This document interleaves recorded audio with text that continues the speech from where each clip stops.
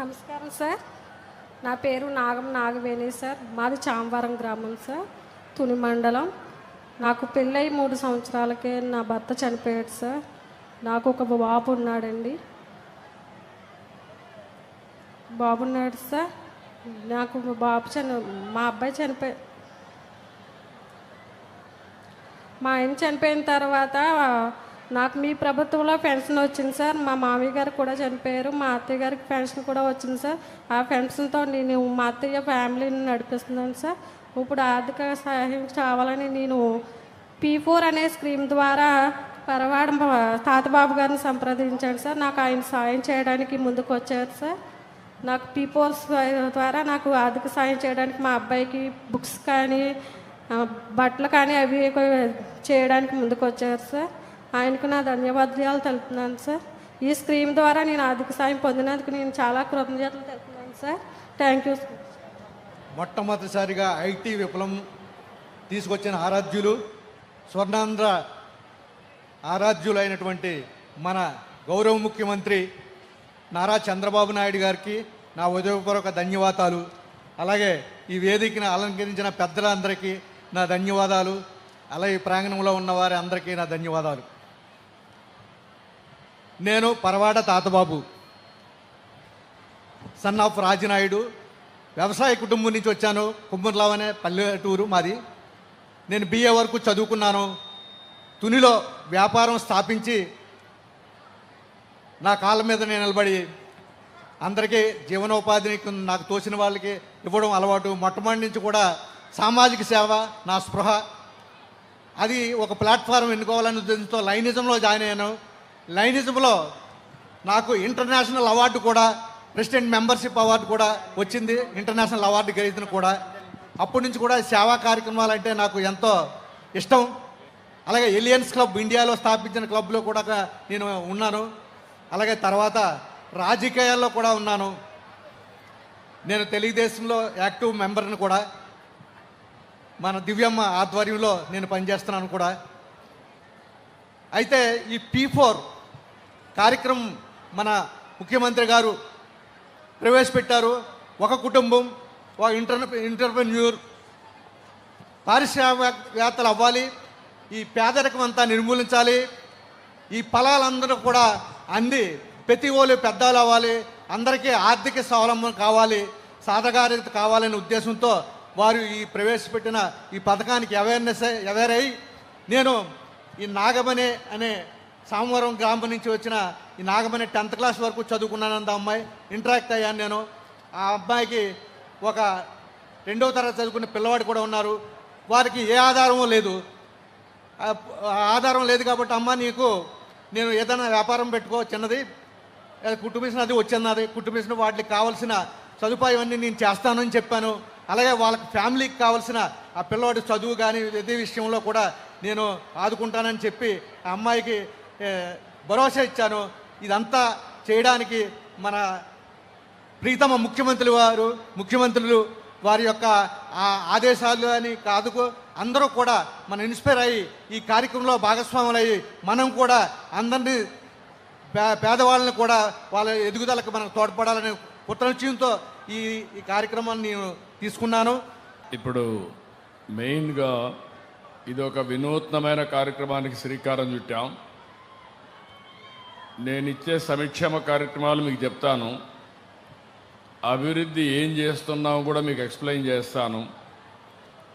అదే సమయంలో ఎంత అభివృద్ధి చేసినా, ఎంత సంక్షేమం ఇచ్చినా మీలో ఉండే శక్తి సామర్థ్యాలు బయట తీసుకురావాలన్నా, మీకు అండగా ఉండాలంటే ఏం చేయాలని ఆలోచించాను.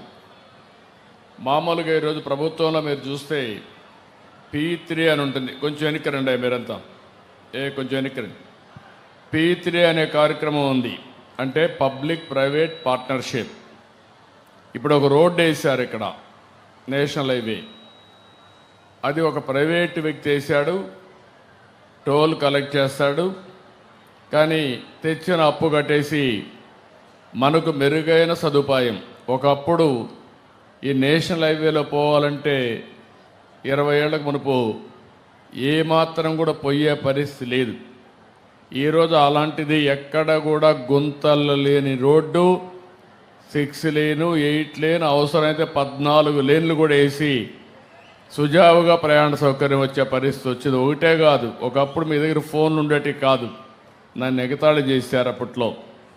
ఇప్పుడు మీరు చూసి అందరి దగ్గర సెల్ ఫోన్లు ఉన్నాయి.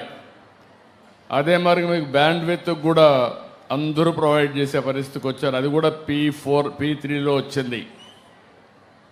కరెంటు కూడా చాలామంది కరెంట్ అదే మరి వస్తూ ఉంది. అంటే ఇక్కడ గుర్తుపెట్టుకోవాల్సిందే, మీరందరూ P3 వల్ల వ్యాపారాల వల్ల తెలివితేటలు పైకి వచ్చారు. కానీ ఇప్పటికి కూడా సమాజంలో కొంతమంది అట్టడుగునే ఉన్నారు. మనం ఆర్థిక సంస్కరణలు తీసుకొచ్చాం, సంపద సృష్టించాం, ఆర్థిక అసమానతలు పెరుగుతున్నాయి. అంటే ఒక్కొక్కరు 100 కోట్లు 1000 కోట్లు 2000 కోట్ల రూపాయలు కూడా 10,000 కోట్లు 1,00,000 కోట్లు సంపాదించే పరిస్థితికి వచ్చారు.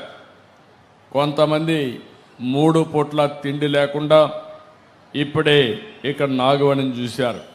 చిన్న వయసు కానీ భర్త చనిపోయాడు. అక్కడి నుంచి ఒక అబ్బాయి ఉన్నాడు, అత్త ఉంది. కానీ ఈరోజు ఆ అమ్మాయికి ఎలాంటి అండ లేదు. అలాంటప్పుడు నేను ఆలోచించింది, ఒక వినూత్నమైన కార్యక్రమానికి P4 అని నేమ్ పెట్టి MBK అన్నాను, మార్గదర్శి బంగారు కుటుంబం. ఆ అమ్మాయికి కానీ చేయూతనిస్తే 2వ తరగతి చదివే పిల్లవాడు పెద్ద అయితే 10 మందికి సహాయం చేసే పరిస్థితికి వస్తాడు. అది నా ఆలోచన. లేకపోతే ఇప్పుడే వదిలిపెడితే చదివించలేక గైడెన్స్ ఇవ్వలేక ఆ అమ్మాయి అతని కూడా కూలి పనికి పంపించే పరిస్థితి వస్తుంది. ఇప్పుడు ఆ అమ్మాయి కూలి పని చేస్తూ ఉంది. నేను 4,000 రూపాయలు పింఛన్ ఇస్తున్నా, వాళ్ళ అత్తకు కూడా 4,000 రూపాయలు పింఛన్ ఇస్తున్నాం. ఆ 8,000తో కూలి పని చేసుకొని కాస్త కూస్త సంపాదించి ఏదో కుటుంబాన్ని నడుపుతా ఉంది.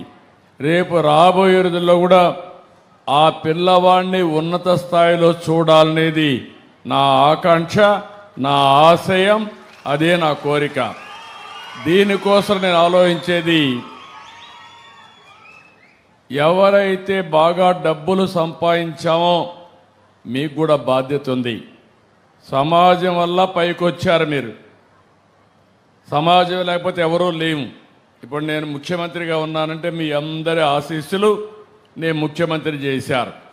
అలాంటప్పుడు నేను ఆలోచించేది, మళ్ళీ నేను ఒక వినూత్నమైన కార్యక్రమం 5 ఏళ్ళు పడుతుందా, 10 ఏళ్ళు పడుతుందా, 20 ఏళ్ళు పడుతుందా, నా ఆశయం అయితే ఆర్థిక పేదరికం లేని సమాజం, రెండోది ఆర్థిక అసమానతలు తగ్గించే విధానానికి రూపకల్పన, అందరికీ మెరుగైన జీవన ప్రమాణాలు ఉండాలి. 1000 కోట్లు లేకుంటే 1,00,000 కోట్లు ఉండే ఆయన బంగారు తినడు, ఆయన కూడా తినే తిండే. ఆయన కూడా షుగర్ వ్యాధి ఉంటే తిండి కూడా సరిగా తినలేడు. కనీసం మీరు తిరిగి అరిగించుకునే శక్తి మీకుంది, వాళ్ళకి ఆ శక్తి కూడా లేదు. అందుకే అందరికీ సమాన అవకాశాలు ఇవ్వాలి. నేను ఇక్కడే ఉండే మార్గదర్శిని కోరుతున్నా, తమ్ముడు ఆ అమ్మాయి కుట్టు మిషన్తో ఆపేయడం కాదు నా ఉద్దేశం. పిల్లవాడిని బాగా చదివించాలి. ఆ అమ్మాయి కూడా చిన్న వయసు, 10th క్లాస్ పాస్ అయింది. అవసరమైతే ఆ అమ్మాయిని కూడా ప్రోత్సహించి ఇంటర్మీడియట్ కానీ ఆన్లైన్లో కూడా చదువుకోవచ్చు. ఇంటికాడ ఫ్రీగా ఉన్నప్పుడమ్మా మీ అబ్బాయి చదువుకోవడమే కాదు, నువ్వు కూడా చదువుకోవాలి. పిల్లవాడితో సమానంగా నువ్వు కూడా చదువుకొని 10th క్లాస్ ఇంటర్మీడియట్ కూడా పాస్ అయితే ఇక్కడ చాలా ఇండస్ట్రీస్ వచ్చాయి, అందులో ఉద్యోగాలు కూడా వస్తాయి. ఒకరోజు నిన్ను చూడాలనుకుంటున్నా, నువ్వు మళ్ళా టీచర్గా తయారయ్యి నీ కొడుక్కి చదువు చెప్పే పరిస్థితి రావాలనేది నా ఆకాంక్ష. అలాంటి వినూత్నమైన కార్యక్రమాలకు ముందుకు పోవాలి. మీరు కూడా నాకు కావాల్సింది ఏదో ఆ అమ్మాయిని కోరికలను కూడా లేకుండా చేయకుండా, అంటే ఇన్ ది సెన్స్ ఆ అమ్మాయికి భవిష్యత్తు మీద ఆశ ఉండాలి. మీరు ఆ పిల్లవాడిని బాగా చదివించడం, ఆ అమ్మాయికి కూడా ఆదాయం వచ్చే మార్గాలు నిరంతరం మీరు నేర్పించడం, మీ కుటుంబంతో సమానంగా వీళ్ళని కూడా మీ తమ్ముడు కుటుంబం అనుకుంటారా, లేకుంటే మీ బంధువుల కుటుంబం అనుకుంటారా, మీ పిల్లలతో సమానంగా ఆవిడని కూడా పైకి తేవాల్సింది నేను కోరుతున్నా. అలాంటి ప్రణాళిక తయారు చేయాలి. Please subscribe to Leo News for more videos.